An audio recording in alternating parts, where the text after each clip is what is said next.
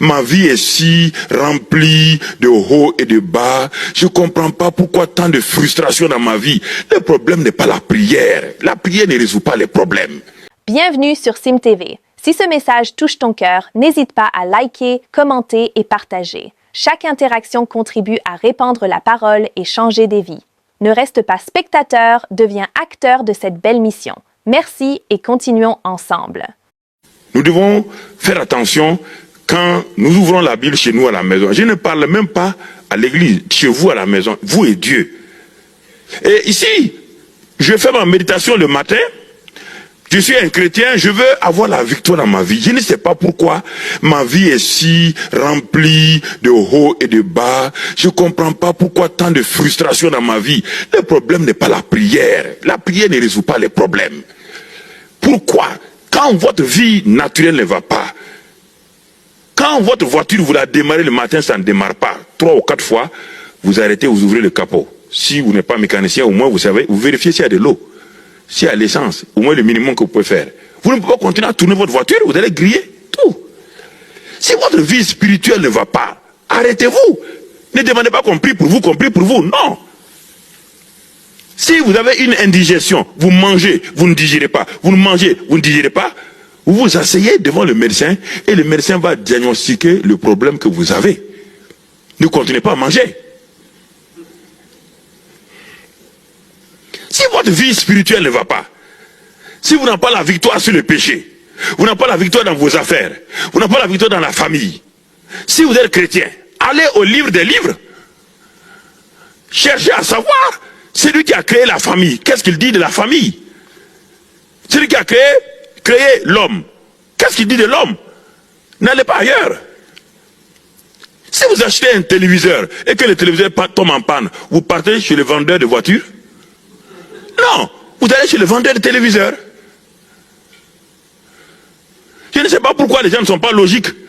Pourquoi vous êtes logique dans vos affaires, vous n'êtes pas logique avec Dieu quand vous devenez chrétien? Quand vous devenez chrétien, on dirait qu'on a enlevé votre tête, on a mis autre chose là. Et vous commencez, non, Dieu est logique là. Dieu il est logique. Dieu est le Dieu de la foi, il est le Dieu de la raison. Il a mis les deux en place. Il y a un moment, on n'utilise pas la foi, on utilise la raison simplement. Pour aller de Yverdon à Genève, je n'ai pas besoin de prier par la foi, nous marcherons. Non, Dieu dit, ouvre tes yeux et prends ta voiture, et marche et va. Utilise la raison, n'utilise pas la foi.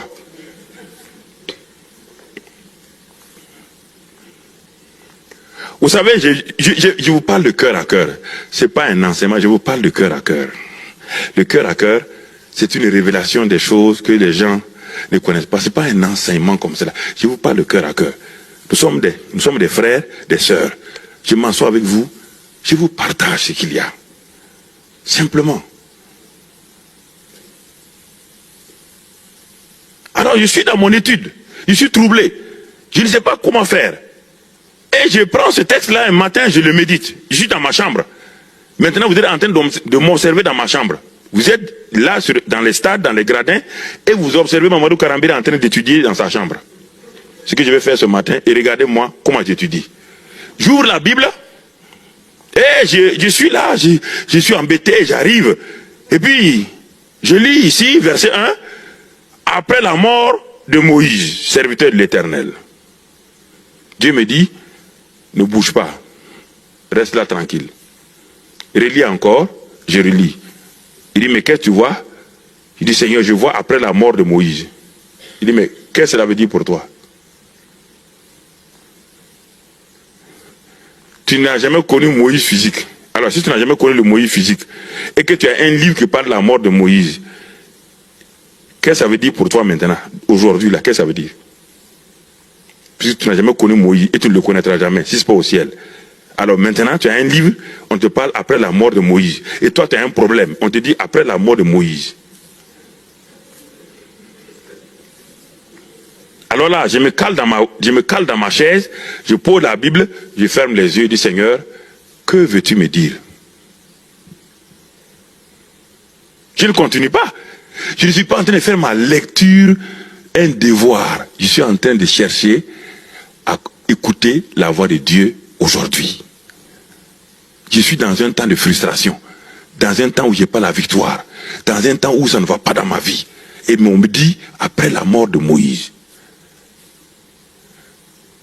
Et le Saint-Esprit me dit, si on dit après la mort de Moïse, on parle d'un temps. Puisque nous sommes dans le discernement des temps. Après la mort de Moïse, ça veut dire que le temps de Moïse est passé. Et qui est Moïse? Dieu me dit, qui est Moïse? Après la mort de Moïse. Donc quelque chose de nouveau va venir. Si quelque chose de nouveau va venir, il faut d'abord que je sache qu'est-ce qui s'est passé au temps de Moïse. Et qui est Moïse? Pour savoir maintenant qu'est-ce qui va advenir. Et le Saint-Esprit me dit, mais Moïse c'est le vieil homme. Après la mort de ton vieil homme, après la crucifixion de ton vieil homme, Romains 6:6, qu'est-ce qui va arriver?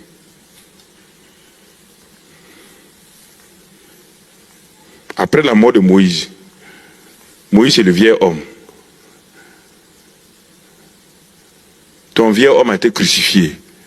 Maintenant, mon fils, ce que tu vis là, la frustration que tu vis là, elle ne vient pas de moi, elle vient de tes pensées. Après la mort de Moïse, tout Israël était assis, il ne savait plus quoi faire. Tout le monde était troublé. Tout le monde était troublé. Moïse, le champion, est mort. Votre vieil homme a fait tellement de choses extraordinaires. Quand la Bible dit que votre vieil homme est mort, vous êtes troublé. Vous ne savez plus quoi faire. Parce que le nouvel homme, vous ne savez pas comment le gérer.